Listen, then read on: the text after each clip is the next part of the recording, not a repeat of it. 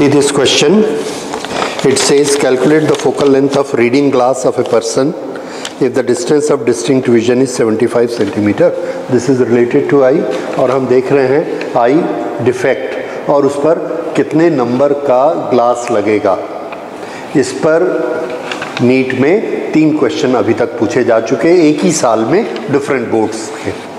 So this shows that this method is very important, that what should be the number of glass which is related to how far I can see.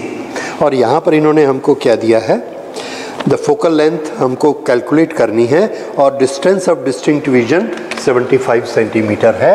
That means अगर एक आदमी यहाँ से देखता है तो उसको 75 centimetre यहाँ पर क्लियर दिखता है, क्लियर विजन, और यहाँ पर उसको नहीं दिखता है. पर वो पेपर को कहाँ रखता है, जिस पेपर को उसने पढ़ना है उस ऑब्जेक्ट को वो यहाँ रखता है आँख के सामने 25 सेंटीमीटर पे. ये हम 25 सेंटीमीटर पर किसी भी ऑब्जेक्ट को नॉर्मली रखते हैं और उस पर हमको डिस्टिंक्ट दिखना चाहिए पर नहीं दिख रहा है. अब चूँकि उसकी आँख में डिफेक्ट है, उसको नहीं दिख रहा है, तो वो क्या करता है, he wears a glass and with that glass इसकी इमेज वो यहाँ बनवाता है. 75 सेंटीमीटर पर इमेज बनाता है. क्यों? क्योंकि इस आँख को 75 पर क्लियर दिखता है. ये लॉजिक हम लोगों को याद रखनी है. ठीक है, तो अब हमारे ऑप्टिक्स की लैंग्वेज में इसको हम क्या बोलेंगे कि ऑब्जेक्ट का डिस्टेंस 25 है तो इमेज का डिस्टेंस 75 हो गया. That is u is equal to 25 इस डायरेक्शन में. ओके, और इधर से ये पॉजिटिव डायरेक्शन है क्योंकि इंसिडेंट रे यहाँ से जाएगी और यहाँ से हम डिस्टेंस नापना शुरू करते हैं. इस तरफ डिस्टेंस नापा 25 माइनस v यहाँ चाहिए माइनस 75. बस अब हमें निकालना क्या है, what should be the focal length of the lens he has fitted. So 1 upon f is equal to 1 upon v minus 1 upon u. This is our lens formula. इस lens formula में हमने दोनों वैल्यू रख दी. This is minus 75 and this is minus 25. दोनों में से दोनों का LCM हमने निकाला. पहले माइनस बाहर निकाल दिया कॉमन. दोनों का LCM 75 1 ज़ा 75 minus 25 3 ज़ा 75. This is 1 minus 3 is equal to minus 2 into minus plus 2. So this comes to be 1 upon f. तो f किसके बराबर हो गया, इसको उल्टा कर दिया. So that is 75 upon 2.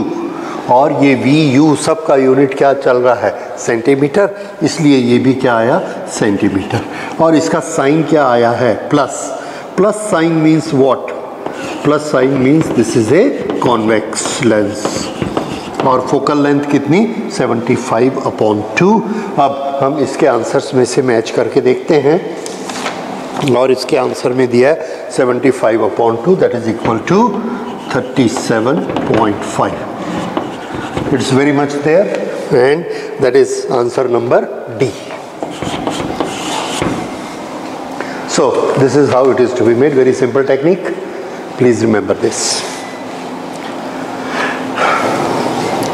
It says a person wants the real image of his own 3 times enlarged.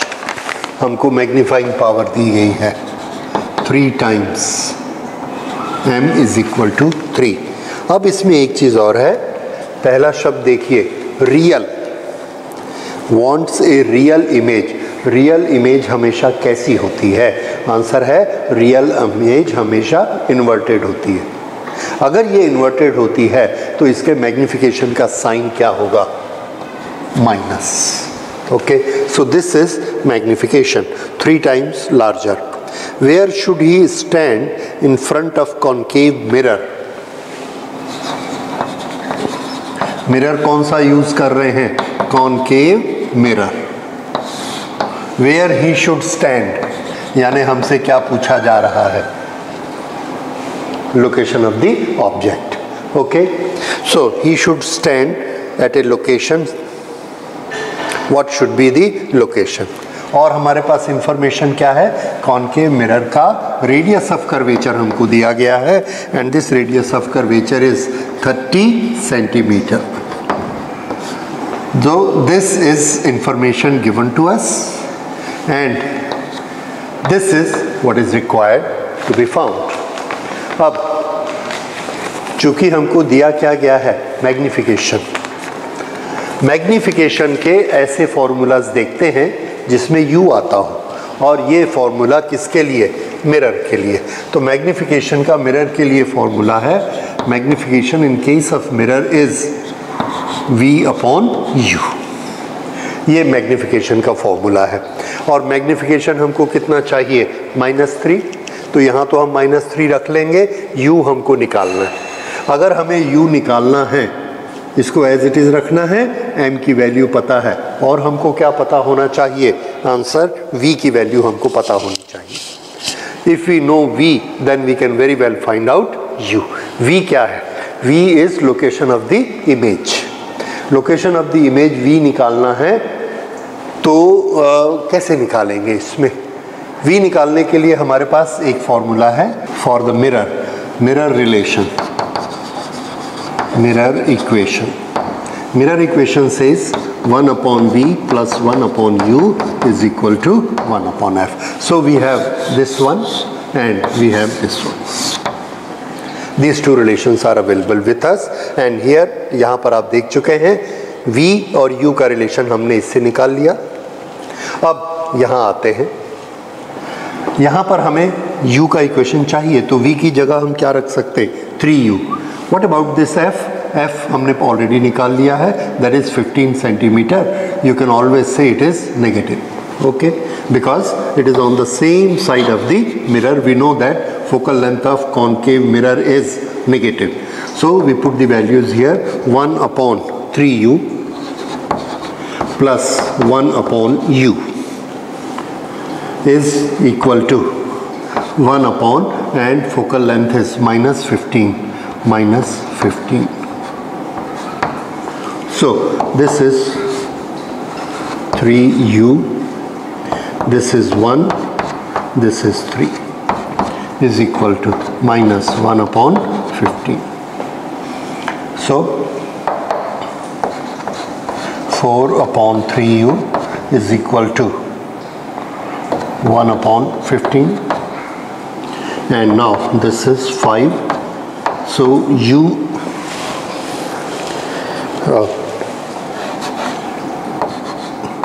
transfer u here, 5 here. So u is equal to 20. So the value of u is 20. Here is the mirror. ये concave mirror है, इसकी focal length कितनी दूर है, 15. This is negative and this direction is positive. So focal length 15 पर आई है. Yes, u is equal to 20. Here is object 20 और image इसकी कहाँ बन रही है, image v is equal to 3u. So this is 1 2 3 somewhere here. This is 60. ये पूरा कॉन्फ़िगरेशन है and according to the rules we know it is correct. If this is 15 then 30 is the radius of curvature. So any object which is between r and f will have an image between r and infinity and that will be inverted. This is object, this is image, 3 times. So that is test that we have done it right. So u कितना लेना है, 20 and we see the answers here. We have an answer 20 here, that is option number C. Okay, thank you. Yes, the magnifying power of convex lens of focal length 10 centimeter when the image is formed at the near point is so much. We have to find what? Magnifying power.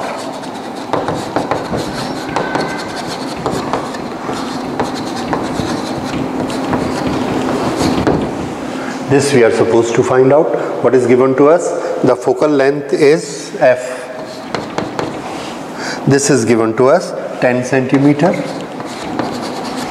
Now, in magnifying power of a microscope or telescope, we have seen there are two types of settings. One is for the nearest point, that is for the distinct vision, and other is for parallel rays, when the image is supposed to be formed far away. Which case is this? और यहाँ पर just see the words. The image is formed at the near point. Near point means what? Near point is the distinct vision. So which setting is this? This is the setting of distinct vision. Image at D. Distinct vision पर हमको image चाहिए, ठीक है। अब ये एक simple magnifying glass है। उस मैग्नीफाइंग ग्लास की मैग्नीफाइंग पावर का फॉर्मूला हमको पता है। For distinct vision it is 1 + d upon f। Very simple. This is magnifying power.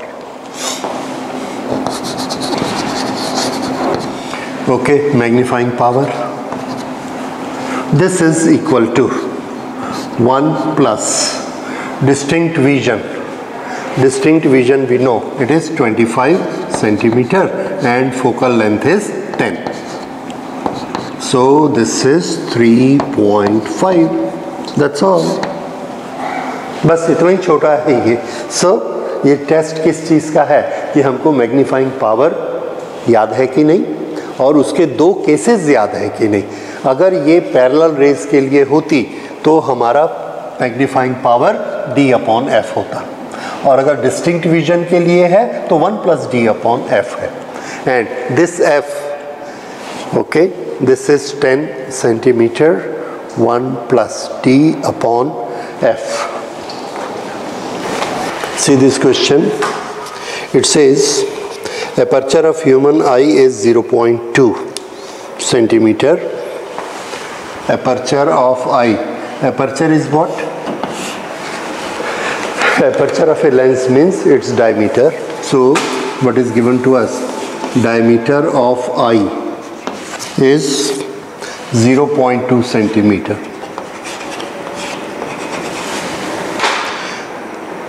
Okay. Objective has a diameter of 100 centimeter. That is, diameter of telescope is 100 centimeter. 100 centimeter. तो हम कर क्या रहे हैं? एक टेलीस्कोप से किसी ऑब्जेक्ट को देखते हैं। ओके, टेलीस्कोप के पीछे हमने अपनी आंख लगाकर रखी होती है, तो हमारी आंख से हम टेलीस्कोप से किसी ऑब्जेक्ट को देख रहे हैं। अब उस ऑब्जेक्ट को जब हम सिर्फ अपनी आंख से देखते हैं तो उस समय हम उसको कुछ साइज में देखते हैं, या हम उसको रिजॉल्व करके देखते हैं, उसके साइज को देखते हैं। तो वो जब हम टेलीस्कोप में देखते हैं तो ज़्यादा बड़ा दिखता है, और जब टेलीस्कोप में वो ज़्यादा बड़ा दिखता है, how many times larger, that is it's magnification. और ये न्यूमेरिकल में हमसे क्या पूछा जा रहा है? This says that okay, the minimum magnifying power of A visual telescope is this. तो ये जो चार हमने उसके ऑप्शन दिए हैं, this is for what? This is for magnification. Okay, so the minimum magnifying power, this is given to us. Diameter of eye, diameter of telescope lens, and magnifying power is asked from us. अब diameter का magnifying power से क्या relation है? तो diameter हमको कहाँ पर काम में आता है? आंसर है, डायमीटर से हम किसी भी टेलीस्कोप की रिजॉल्विंग पावर निकालते हैं। तो रिजॉल्विंग पावर का फॉर्मूला क्या होता है?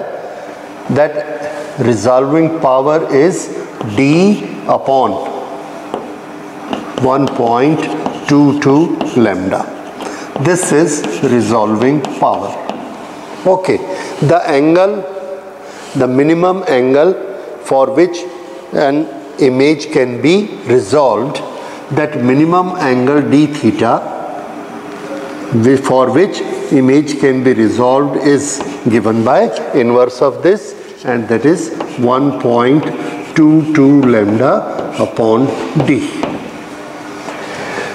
This is diameter of the instrument, whatever we are using.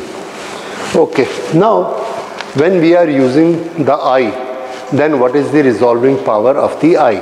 Answer is resolving power of the eye is this, or the angle of resolution for eye, angle of resolution for eye is 1.22 lambda upon diameter of the lens of eye. Similarly, resolution, minimum angle of resolution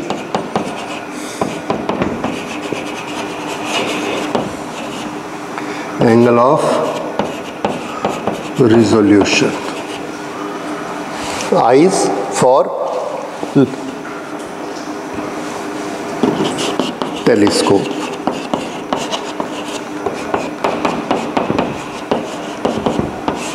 Diameter of telescope. Okay, now what is magnification? The answer is, मेरी आँख को जो size दिखता है telescope लगाने से वो जितना बड़ा हो जाएगा, that is magnification of the telescope.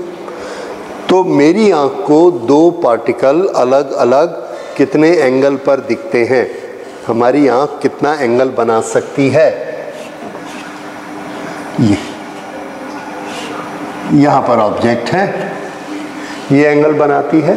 तो ये जो angle of resolution for I है, ये उसका फॉर्मूला है.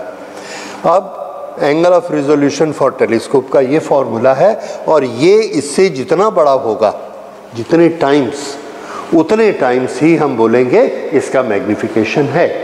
जैसे हमारी आँख, यहाँ पर दो ऑब्जेक्ट हैं, ये हमारी आँख पर कुछ एंगल बनाते हैं, लेट अस से 1 डिग्री, ये दोनों ऑब्जेक्ट. लेकिन अगर यहाँ पर टेलीस्कोप है, इस बात को देखिए, अगर यहाँ पर टेलीस्कोप है तो ये टेलीस्कोप किसको डिफरेंशिएट करता है, तो ये यहाँ पर 1 2 3 4 5 6 7 8 9 10 इतने सारे को ये 1 डिग्री में डिफरेंशिएट कर लेता है. तो ये 10 1 डिग्री में. तो जब हम 1 डिग्री में सिर्फ एक ऑब्जेक्ट के दोनों एंड को देख सकते हैं, तो उसी ऑब्जेक्ट के दोनों एंड, ऐसे कितने ऑब्जेक्ट इसमें आ जाते हैं, 10 टेलीस्कोप में. तो टेलीस्कोप की पावर आँख की पावर से 10 टाइम्स ज़्यादा है. तो इस बात को थोड़ा सोचने की कोशिश करिए कि जो दो ऑब्जेक्ट मेरी आँख पर 1 डिग्री के एंगल में आते हैं, जब मैं टेलीस्कोप लगाता हूँ तो ये 10 डिग्री हो जाते हैं. ऐसा मान सकते हैं, या हम ये मान सकते हैं कि इस दो ऑब्जेक्ट के बीच में अगर 10 पार्टिकल हैं तो हर पार्टिकल 1-1 डिग्री बनाता है जब हम टेलीस्कोप यूज़ करते हैं. यानी टेलीस्कोप उनके डिस्टेंस को बड़ा करके हमको दिखाता है. अगर मेरी आँख ऐसा देखती है तो टेलीस्कोप ऐसा देखता है. कितने, अगर ये मैं 5 डिग्री देखता हूँ और टेलीस्कोप इसको 20 डिग्री दिखाता है, तो टेलीस्कोप की ताकत मेरी आँख की ताकत से 4 गुना ज़्यादा है. That is magnification. तो मैग्निफिकेशन का फॉर्मूला हमने बनाया कि मैग्निफिकेशन में यहाँ पर आप देख रहे हैं 1 डिग्री है, और यहाँ पर ये वाला, यही दो ऑब्जेक्ट के बीच इसने रिजॉल्व कर लिया. तो हमारा मैग्निफिकेशन का फॉर्मूला बनता है, magnification of telescope is equal to resolving power of telescope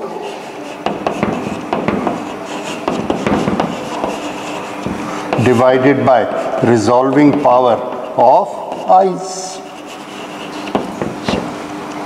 this is equal to resolving power of telescope का फॉर्मूला क्या है? ये रिजॉल्विंग पावर करेंगे तो आप d को ऊपर रखेंगे और मिनिमम एंगल ऑफ रिजोल्यूशन करेंगे तो d को नीचे करेंगे। तो हमने क्या लिखा है? Resolving power. This is magnifying power of telescope. हमारे आँख के कंपैरिजन में टेलीस्कोप की रिजॉल्विंग पावर कितनी ज़्यादा? तो इसको पहले हमने लिखा d for telescope divided by 1.22 lambda and this is d for I divided by 1.22 lambda। अब दोनों के लिए लैम्डा तो सेम है, तो ये फॉर्मूला आया और सिंपल ये दो चीज़ें हमको दी गई हैं, इनको हमने लिख लिया 100 upon 0.2 and this comes to 500। So what is magnifying power of this telescope? Answer, magnifying power of this telescope is 500। और अब हम इसमें देखते हैं 500 हमारा कौन सा ऑप्शन है। So 500 is our option number, yes you have seen it, it is option number A। So this is option number A। So this is the right option of it। तो सिंपल, आई से जितने गुना ज़्यादा, आँख से जितने गुना ज़्यादा होगा रिजोल्यूशन, उतना गुना ज़्यादा उसकी मैग्नीफाइंग पावर मानी जाएगी। Thank you. The next question is the velocity of image when object and mirror both are moving towards each other with velocities 4 and 5 respectively is so and so। हमें क्या निकालना है इसमें? वेलोसिटी ऑफ इमेज, ये हमें निकालना। और हमको सिचुएशन क्या दी गई है? सिचुएशन ये दी गई है, there is a concave mirror और इसकी एक्सिस पर दिस इज लेट अस से f, this is 2f which is center and there is certain object lying somewhere। ये ऑब्जेक्ट इस तरफ मूव कर रहा है, इसकी वेलोसिटी v ऑब्जेक्टिव है। जब ये यहाँ पर है 2f के इस तरफ, तो इसकी इमेज 2f के इस तरफ बनेगी। ये है इमेज, ये है ऑब्जेक्ट। अब ये हमको मालूम है कि जब ये इधर जाता है 2f की तरफ, तो इमेज भी किधर जाता है? 2f की तरफ, क्योंकि दोनों को अल्टीमेटली यहाँ पर एक दूसरे के ऊपर आना है। फिर ये आगे जाएगा और ये इधर जाएगा। ये हम लोग मिरर में पढ़ चुके हैं। अब किसी एक पर्टिकुलर इंस्टेंट पर, किसी एक पर्टिकुलर इंस्टेंट पर क्या होता है कि ये जब इधर जाता है, ये इधर जाता है और ये इसको देखता है मिरर में, ये अपनी इमेज को देखता है, तो इसकी इमेज इसकी तरफ किस स्पीड से आती है? तो आंसर है कि अगर ये जा रहा है 4 की स्पीड से और इमेज आ रही है 3 की स्पीड से, तो इसके क्लोज आने की स्पीड कितनी है? 4 + 3 7। That is known as relative speed. तो जब दो ऑब्जेक्ट मूव कर रहे होते हैं तो हम स्पीड किससे निकालते हैं? रिलेटिव स्पीड से। Okay, we know the formula for that. लेकिन हमको उतने ज़्यादा कॉम्प्लिकेशन की भी ज़रूरत नहीं है।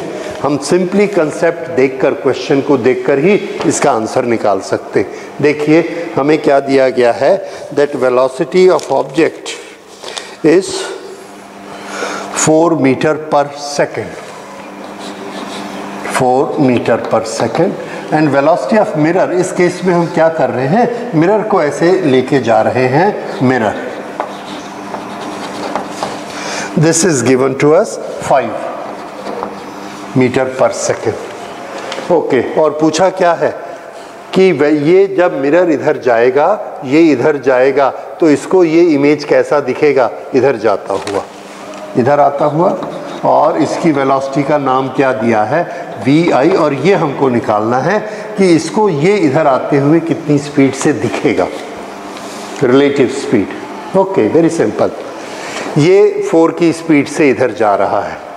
अगर मिरर अपनी जगह पर खड़ा रहता तो इसकी स्पीड हम क्या मानते? 4।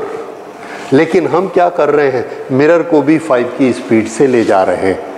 तो relative velocity of this object with respect to mirror कितनी हो गई? Relative velocity of object with respect to mirror. Okay, is equal to velocity of mirror minus velocity of object, और वेलोसिटी ऑफ ऑब्जेक्ट 4 माइनस ये उल्टी तरफ है -5, तो ये कितना हो गया 9 इन दिस डायरेक्शन। ठीक है, तो ये जब इधर जाता है, मिरर इधर आता है, तो इसकी रिलेटिव वेलोसिटी हम कितनी मान सकते हैं 9, क्योंकि दोनों एक दूसरे के पास आ रहे हैं। ठीक, अब अगर ये वेलोसिटी ये ऐसे 9 हो रही है, तो इस इमेज को इधर कितनी स्पीड से जाना चाहिए? तो आंसर है कि इसको इस तरफ जाना चाहिए 9 की स्पीड से, जितना ये उतना। तो ये भी इस तरफ चलता है, कितनी स्पीड से? Velocity of mirror towards 2f is equal to 9। अगर ये 9 से इधर चलता, ठीक है, लेकिन हो क्या रहा है कि ये वाला जो डिस्टेंस है, ये डिस्टेंस इसका बढ़ना चाहिए, कितनी स्पीड से? 9, ऐसे। ओके, हर 1 सेकंड में इसको 9 आगे चला जाना है इससे, लेकिन बात ये है ये खुद ही आगे बढ़ रहा है, कितनी स्पीड से? 5। अगर ये अपनी जगह पर खड़ा रहे तो ये तो अपने आप 5 आगे आ जाएगा, लेकिन इसको क्या स्पीड मेंटेन करनी है? 9 with respect to mirror, 9 with respect to mirror. अगर इसको 9 with respect to mirror maintain करनी है और मिरर 5 से ऐसे चल रहा है, तो इसको अपनी स्पीड कितनी हो जाएगी इसकी? सोचिए, ध्यान से सोचिए, ठंडे दिमाग से।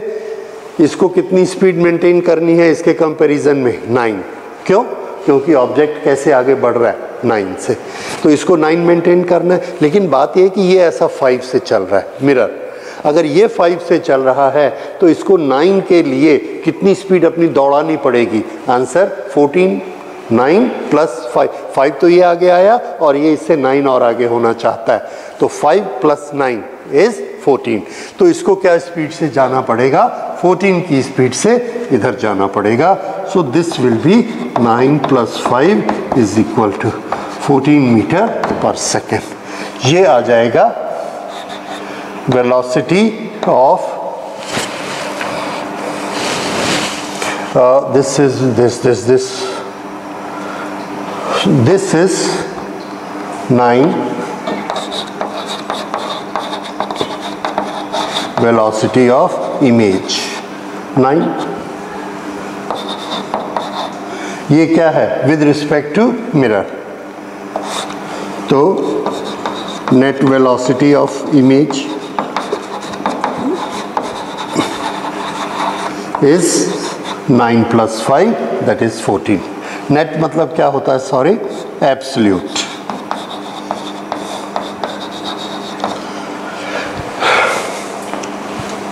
ओके, तो ये कितना आया? 14। लेट अस सी, देखिए क्या इसमें कोई आंसर 14 है? आंसर है यस। और 14 किस तरफ? आंसर है 14 इस तरफ। अगर इस तरफ है तो इसको हम क्या लिखेंगे? 9। ओके, तो आई होप फिर से इसको समझिए एक बार। ऑब्जेक्ट की एब्सोल्यूट वेलोसिटी कितनी है? Absolute velocity 4। रिलेटिव वेलोसिटी कितनी हो गई इसकी? चूंकि मिरर भी आगे बढ़ रहा है, इसलिए हम ये मान सकते हैं कि दोनों के बीच का डिस्टेंस कम हो रहा है। किस वेलोसिटी से?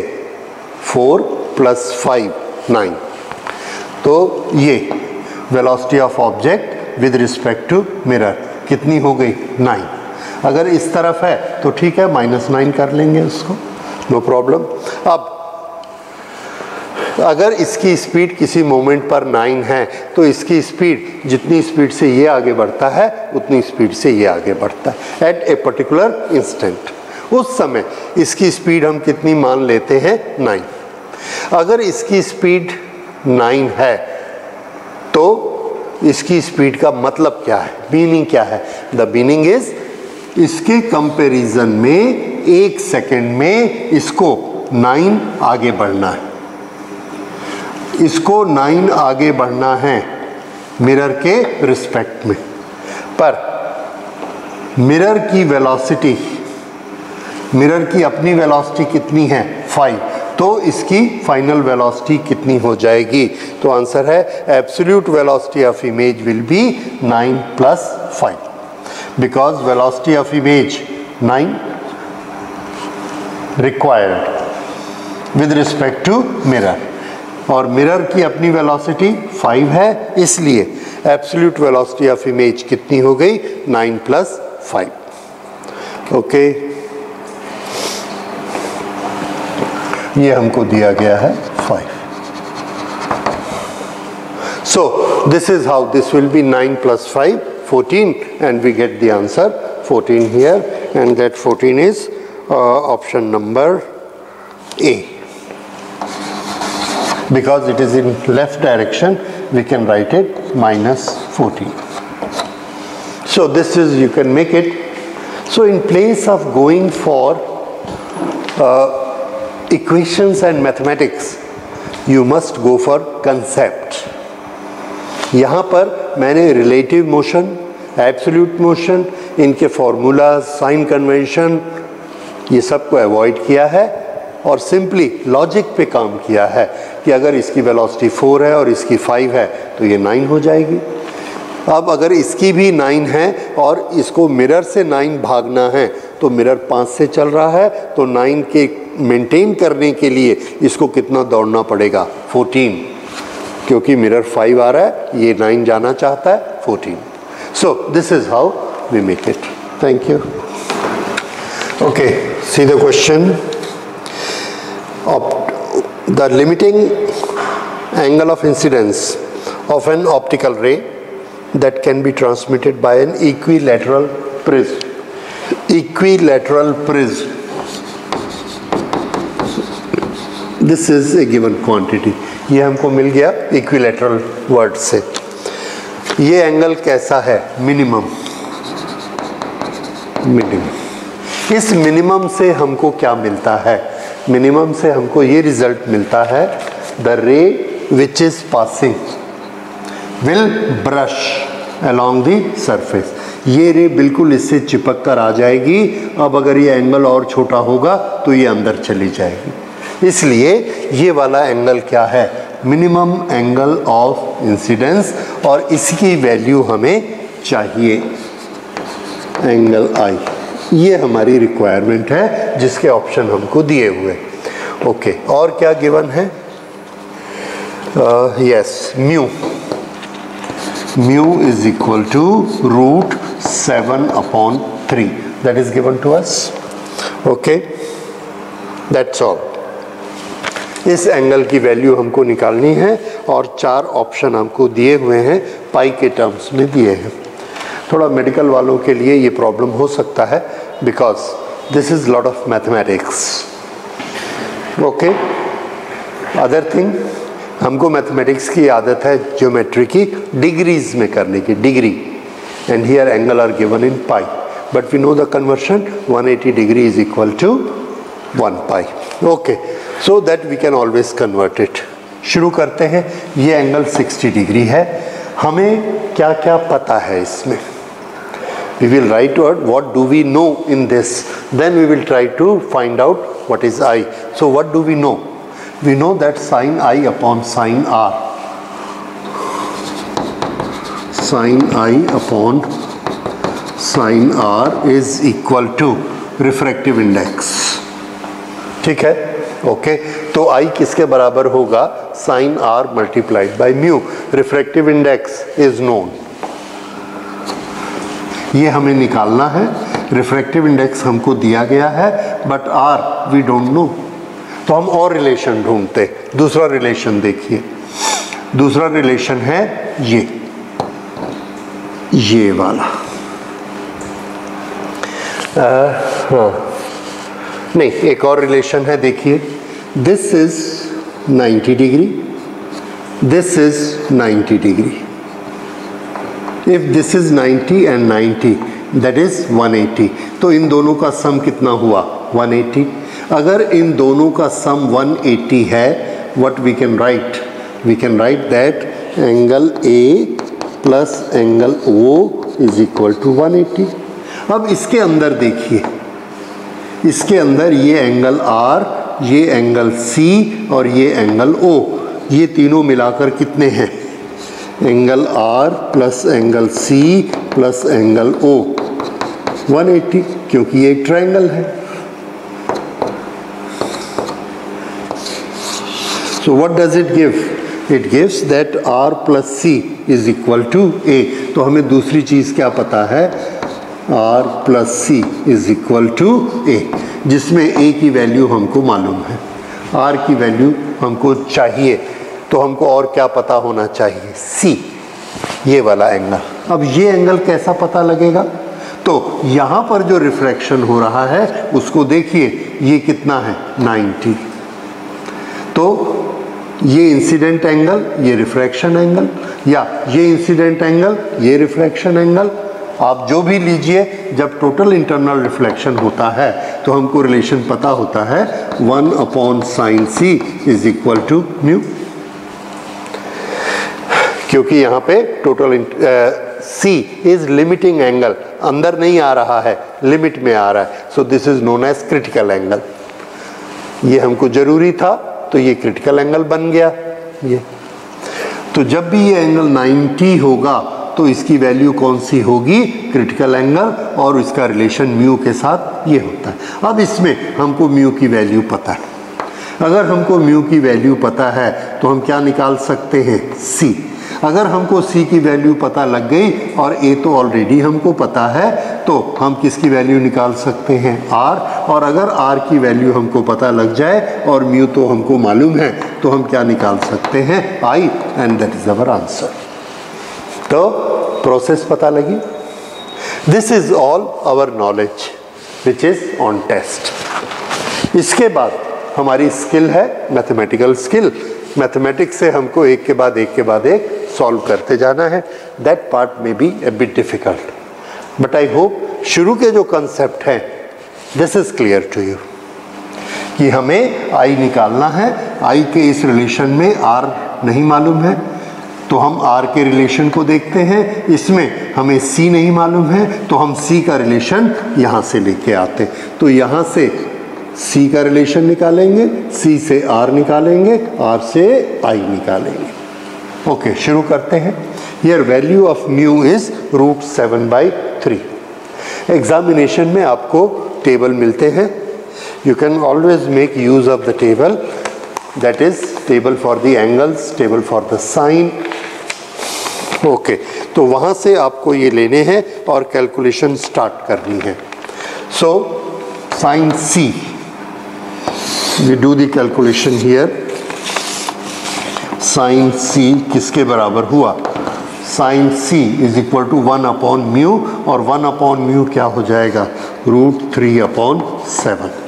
दिस √3/7, इसको जब आप कैलकुलेट करेंगे टेबल से, कैलकुलेटर से, जिससे भी करेंगे, 0.655। मैं 3 डिजिट तक ले रहा हूँ, आप 2 तक लीजिए, 1 तक लीजिए तो भी आएगा। ओके, ये साइन C की वैल्यू हो गई। अगर ये साइन C की वैल्यू है तो C की वैल्यू कितनी होगी?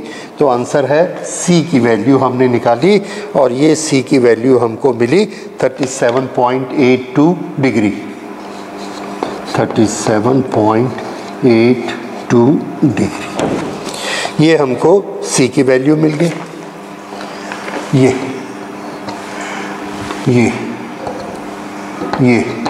now if we know the value of C, we come to this equation।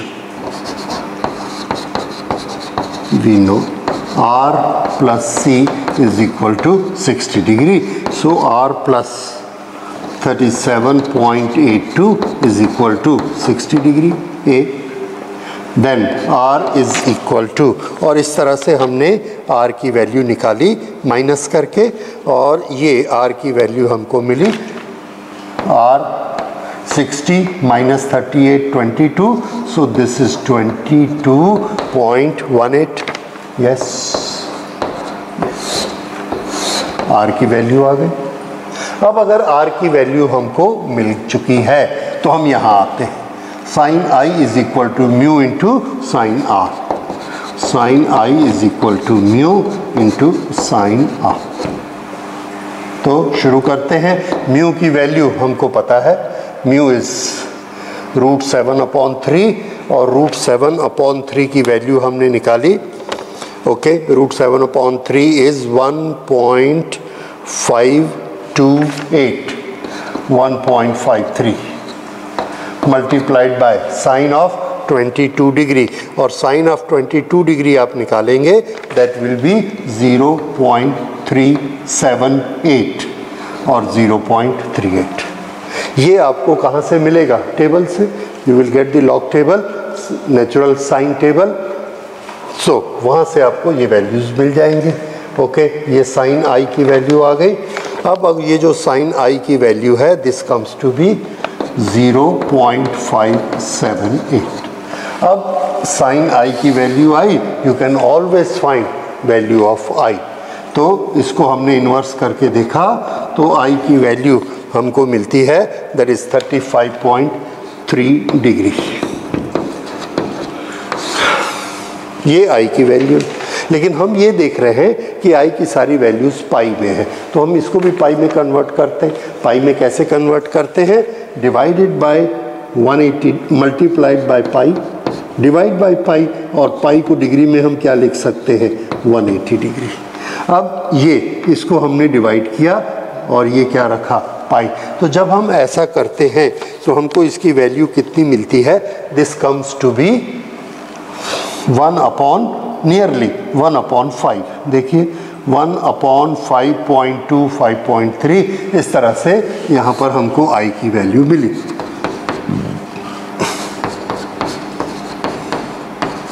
ये अब यहाँ पर हमको 4 वैल्यूज़ दी गई हैं और हमसे पूछा क्या गया है? हमसे ये पूछा जा रहा है, the limiting angle of incidence of an optical रे of this is given by this।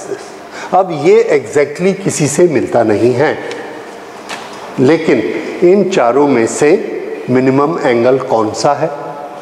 तो इन चारों की वैल्यूज़ को देखिए, π/3, π/6, 2/3 and 1/2।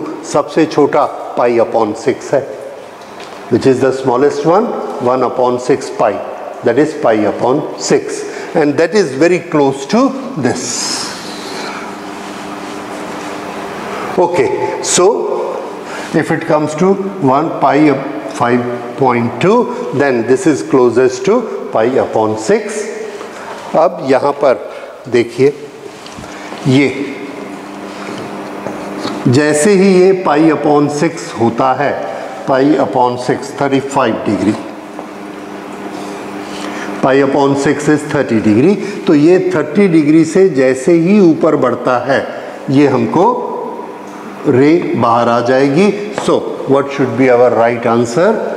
I approximately π/6। So this is our right option. बाकी एंगल कैसे देख लीजिए, बाकी एंगल कैसे हैं? इससे बड़े बड़े, ये तीनों, एक π/2 है 45 डिग्री, एक 2/3 है which is much higher than π/6। इस तरह से तीनों ऑप्शन इसमें हमारे बड़े बड़े हैं। Okay, so none of them will match it. So this is how you will find out that i is equal to π/6, that is the minimum angle required when this thing will start grazing it। इसको अगर आप शुरू से ही पाई में लेके बनाएंगे तो भी अप्रोक्सीमेटली इतना ही आएगा, π/5.2, 5.3, 5.1, because we have taken so many approximation। तो अब अगर π/5.2 या 5.3 आता है, आंसर में नहीं है, तो उसे घबराइए मत, go very close to that, कि उसके नज़दीक कौन है और उस वैल्यू को लीजिए। Correct? So 5π/6 is close to this, so that is. बाकी सबको देखिए, कोई इससे 2 गुना है, कोई 3 गुना है, and those are far away, that is why π/6 is the correct option. और ये बिल्कुल ठीक है, बी कॉन्फिडेंट। Thank you. इस क्वेश्चन से रिलेटेड एक और चीज़ जो मैं आपको बताना चाहता हूँ, मैंने अभी इसको सॉल्व किया है, एग्जैक्टली इसके वर्ड्स का मीनिंग लेके, और इसके वर्ड्स का यहाँ पर मीनिंग क्या है, limiting angle of incident ray that can be transmitted, can be transmitted.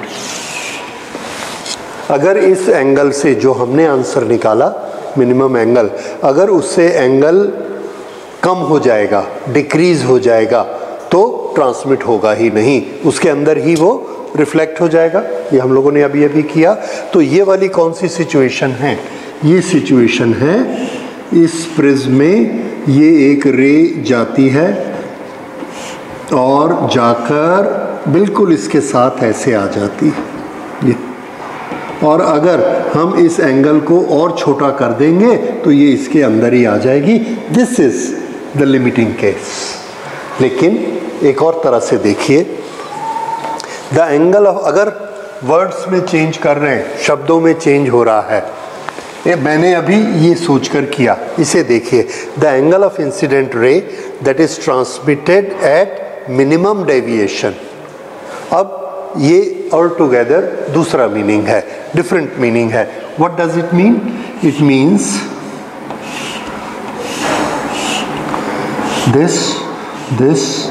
this and here this deviation is delta m। सिर्फ एक पोजीशन में जब ये डेल्टा m बनेगा उस समय ये वाला जो एंगल है, angle of incidence, the angle of incident ray that is transmitted at minimum deviation, ये ट्रांसमिट हुआ कितने पे? मिनिमम डेविएशन पे। तो ये एंगल कितना होगा? अगर हम इस क्वेश्चन को वैसा लेते हैं, ये हमको दिया गया है 60 और इसका म्यू हमें दिया गया है √7/3। कुछ राइटर्स ने इसको ऐसा समझकर भी सॉल्व करके आपको दिखाएंगे किस तरह से, तो इसको भी हम निकाल सकते हैं। इन्होंने क्या पूछा है? The angle of incident ray that is transmitted at minimum deviation. ये वो वाली रे है जो मिनिमम डेविएशन से ट्रांसमिट हो रही है, तो ये इसका एंगल ऑफ इंसिडेंस कितना होगा? This is the equilateral prism and mu is equal to this. अब इसमें हमको क्या प्रॉपर्टी याद आनी चाहिए? इसमें ये प्रॉपर्टी याद आएगी कि जब ये केस होता है तो ये इसमें एक सिमेट्री आ जाएगी, और यहाँ पर भी अगर हम परपेंडिकुलर लेते हैं then this angle is equal to this angle and this angle is equal to this angle।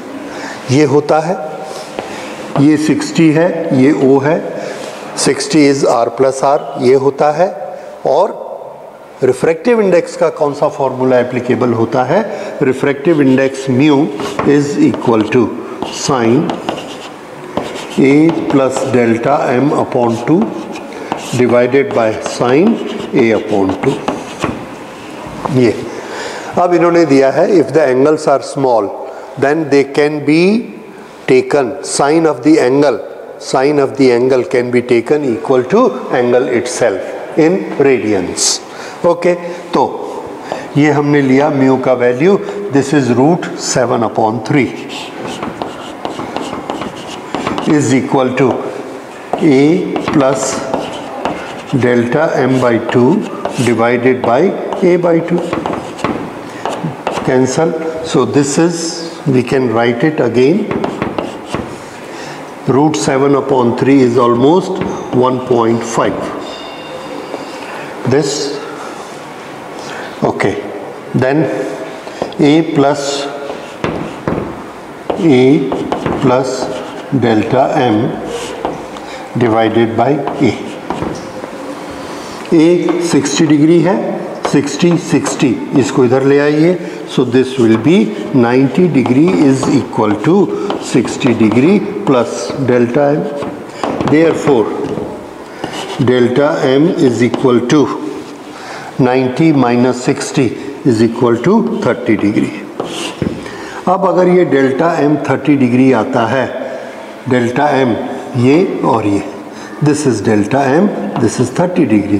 पर हम तो इक्वेशन में आते हैं, what is I equal to mu sine I, ये I की वैल्यू, तो I is equal to A plus delta m 60 plus delta m 30 divided by 2,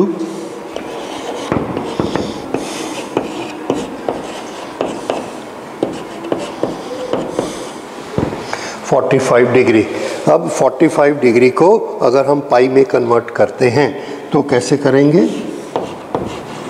180 and this is pi. So this is pi upon 4. So this is the angle required for making a minimum deviation. That is I. How much is delta m? 30 degree. 30 degree को अगर आप पाई में convert करेंगे then this is pi upon 6. तो ये बहुत सारी situations हैं, हमको इसकी इंग्लिश पढ़कर इसकी डेफिनेशन समझकर इसका राइट ऑप्शन चॉइस करना है। So here is the right option. मैं ये सोचता हूँ this is the right option, जो हमने क्या निकाला? π/6। Some writers have tried to make it this way, delta M पर आकर रुक जाते हैं π/6, कुछ इसका आई निकालते हैं π/4 आता है, but this is the right solution, that is the limiting case. Thank you. A ray enters a glass sphere of refractive index mu is equal to √3. A ray enters a glass sphere. ये एक glass का sphere हम लेते हैं,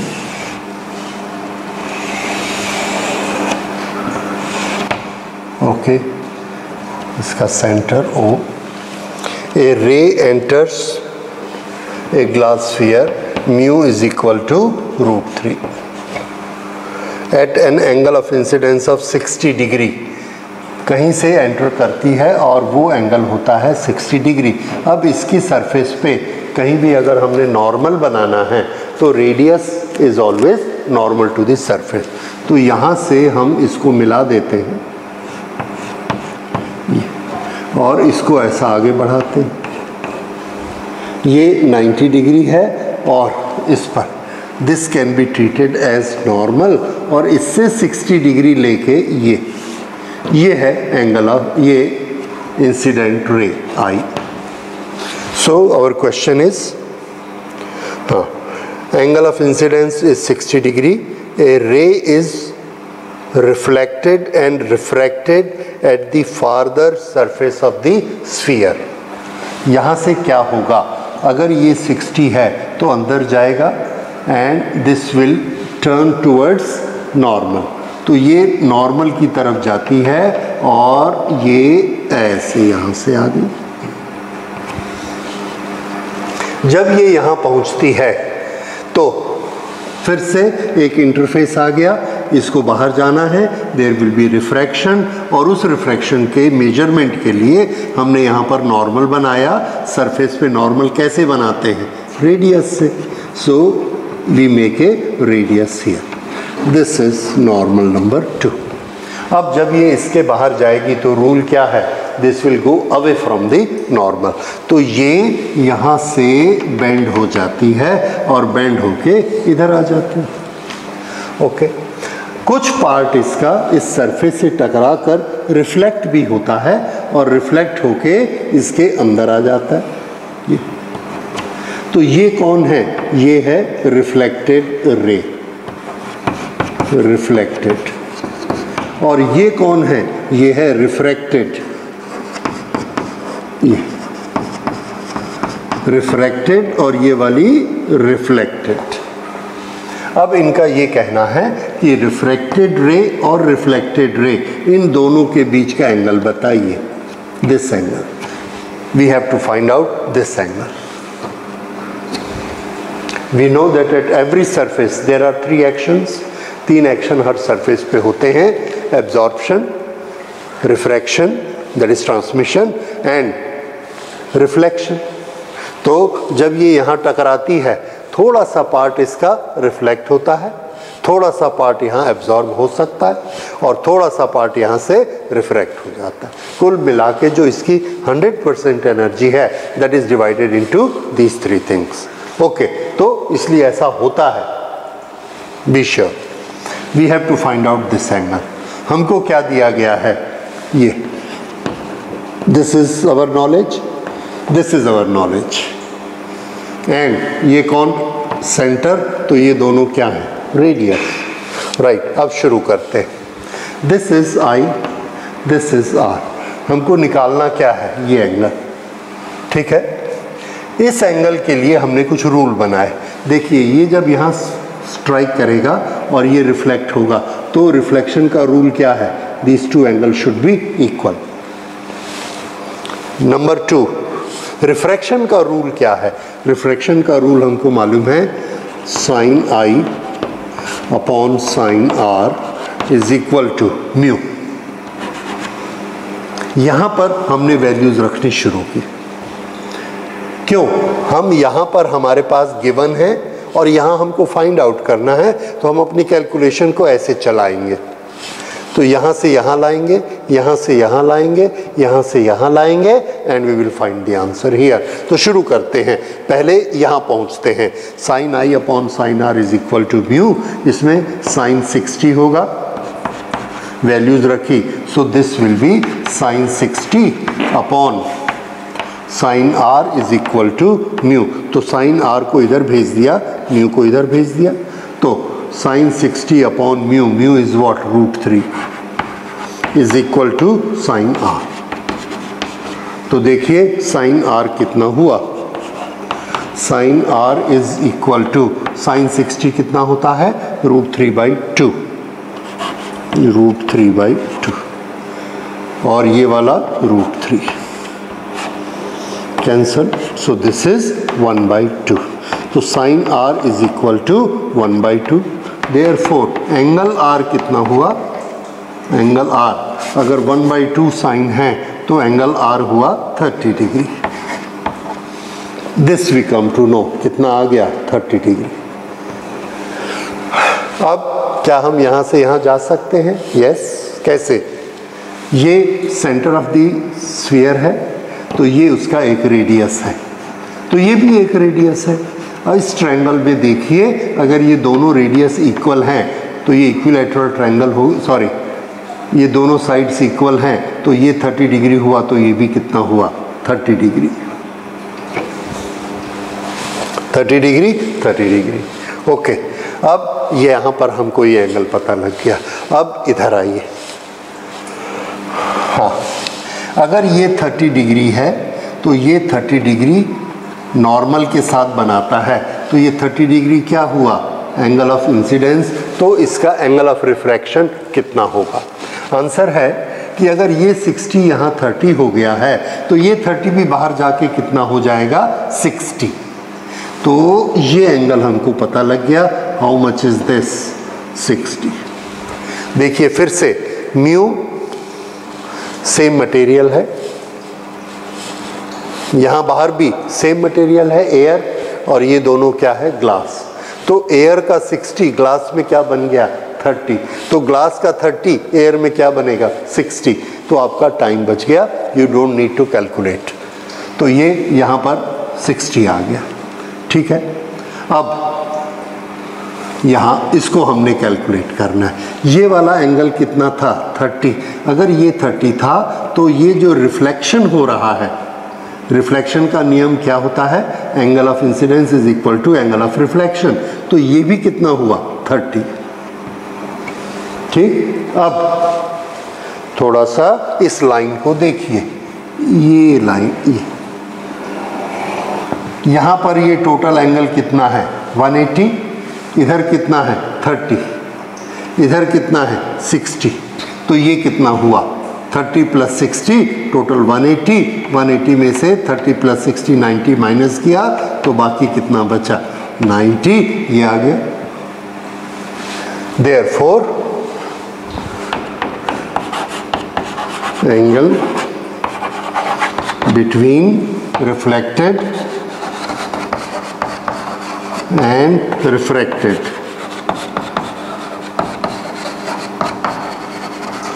is equal to 90 degree। देख लीजिए, और you will get a option here that is 90 degree। Yes, that is option number C।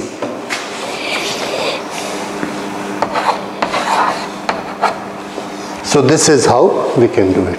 Thank you.